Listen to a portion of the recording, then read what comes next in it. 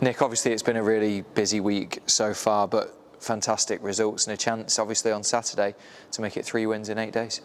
Yeah, look, I always look at the next game. To go back on the St Mirren game, it was an opportunity to get to a semi-final. So I said after the game, really proud of the team's effort for that. But that's now in a distant memory, and all we've been focusing on since that night was Dundee on Saturday. So yeah, massive game, and it's going to be against tough opposition. So we don't expect anything less.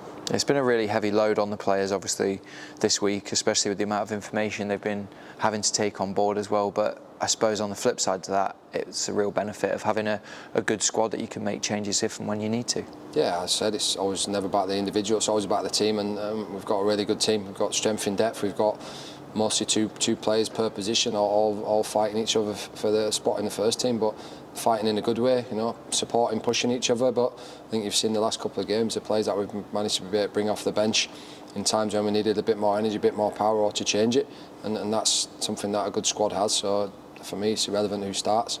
The subs are sometimes just as important, if not more important, depending on how the game's going. So yeah, I'll pick a team tomorrow and a bench that I feel is going to be able to get the result.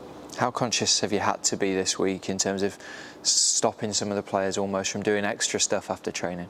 Yeah, I'm always one for extras, but when you have the 3 games in a week, you have to top up the boys that possibly haven't played as much, but the ones that have, pull them back a little bit. Like Boyley's always trying to sprint around and take free kicks and shooting, and I had to stop him from doing that today. But yeah, you want the players as fresh as possible going into the game, because ultimately the game's the most important. But it gives a good opportunity this week to review the St Mirren game and work on things that we still need to improve on. Yeah, obviously Dundee this weekend, they've had a good start to the season. What do you expect from them? Yeah, I think they had a good start to the season. So did St Mirren. We didn't, but now we're looking forward to progressing and pushing on with this momentum from the last couple of results. So again, we'll give them full respect. But it's ultimately it's about us and what we do and how we approach the game. But we'll approach the game full of confidence, but also know that we can't be complacent because they're a good side. Yeah, just finally, I wanted to touch upon the Hibernian Community Foundation. Obviously, it's the Community Foundation game this weekend. I know since the first day you were in the building, you kind of threw yourself in the whole club and you were immediately on the kilt walk. How important do you think it is that the club holds games like this?